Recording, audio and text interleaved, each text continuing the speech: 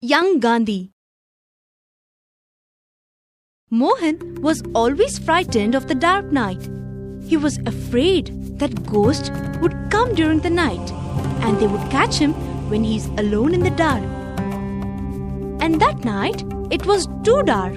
Mohan wanted to cross to the other room. And he tried to cross. He was frozen to move and his heart was beating faster. Their old maid servant Ramba was by the door. "What's the matter, son?" I am frightened, "Frightened, child? Frightened of what?" See how dark it is. I am afraid of ghosts. They will take me in the dark. Mohan whispered in a terrified voice. Ramba patted his head affectionately and said, "Whoever heard of anyone being afraid of dark? Listen to me. Think of Rama and no ghost will dare come near you. No one will touch a hair of your head. Rama will protect you." Is it so?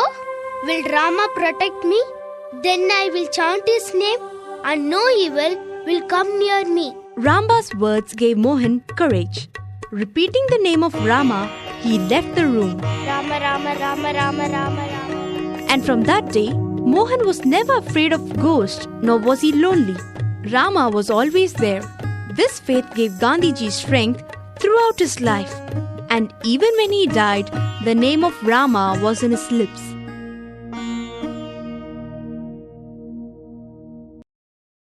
Stealing and repentance. In those days, India was under the British rule. Once, a boy told Mohan, "Do you know why the British are so strong and why they can rule over us?" No, I don't know. "It is because they eat meat. If we become meat eaters like them, we'll be able to drive them out." Really? Is it so? Yes, you try eating. Then you will know the truth. I can't let my family know this. So, he tried eating meat outside. He did not disclose the secret to anybody, yet he was averse of telling a lie and deceiving the parents. I can't hide and deceive my parents. I am not going to touch meat again in my life. So finally, he decided not to touch meat again. Mohan was taken to smoking also. For this, he had to steal money and to incur debt. When the debt increased, he stole a piece of gold from one of the gold bracelets that his brother wore and paid off the debt. By doing this, I could clear up my debts. But soon after, his heart was filled with remorse. He resolved never to steal again. I am not able to sleep peacefully. My mind is tensed for the crime I had committed. Let me resolve by telling the facts to my father. He wrote down a confession of his crime on a piece of paper and put it in the hands of his father, who was then sick. The father read the letter and without uttering a word, tore up the paper with a deep sigh. Mohan was deeply grieved. Tears rolled down his cheeks. He saw the power of truth. From that day, telling the truth became a passion with him.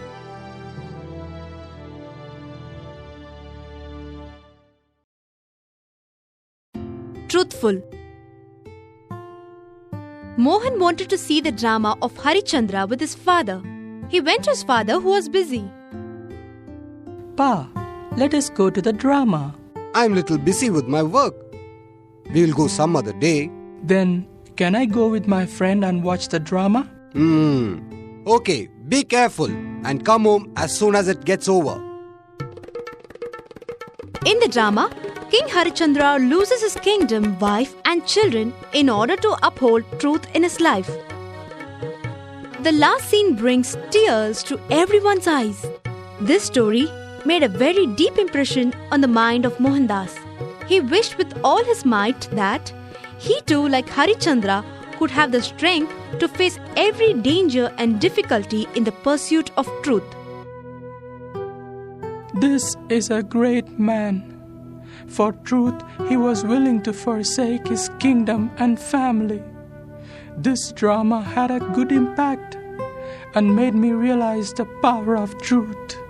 We should all live and follow to be truthful like him. That is impossible. Why not? It is very hard for people like us to lead a life like that. First, we should have faith in God. Then we can cross our hardships and lead a life of truthfulness. From this moment, I will be truthful. Mohan, it is not easy. Let's see. And from that day onwards, Mohan started living a truthful life. And when he grew up, he staked his life itself for the cause of truth, and the whole world wondered at the honesty and courage which enabled him to come out victorious from the severest of trials.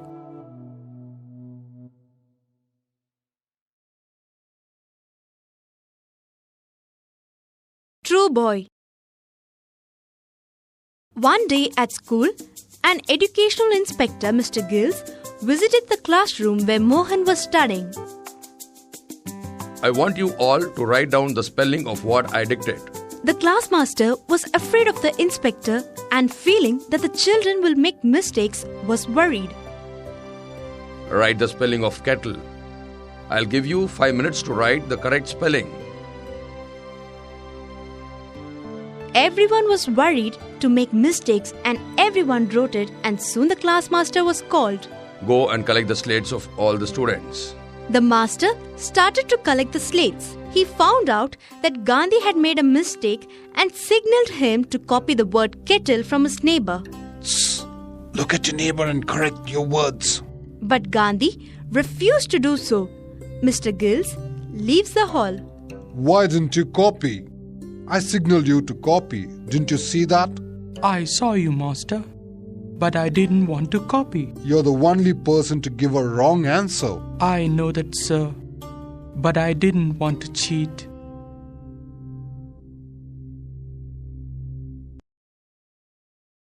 Satyagraha.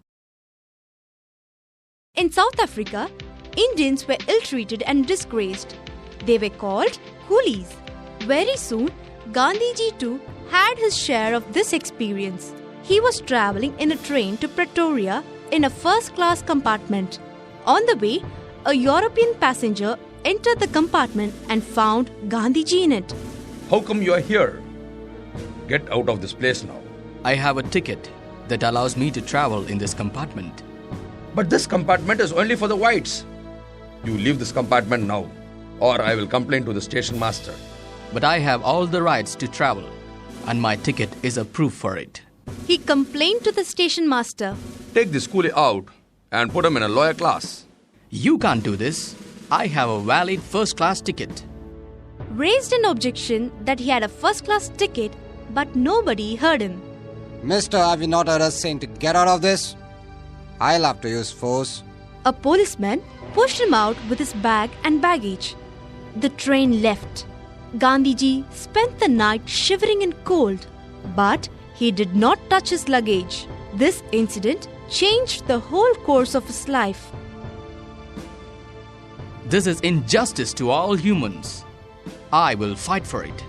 He decided to fight all such injustices with a weapon of truth. Later on, he named this weapon Satyagraha.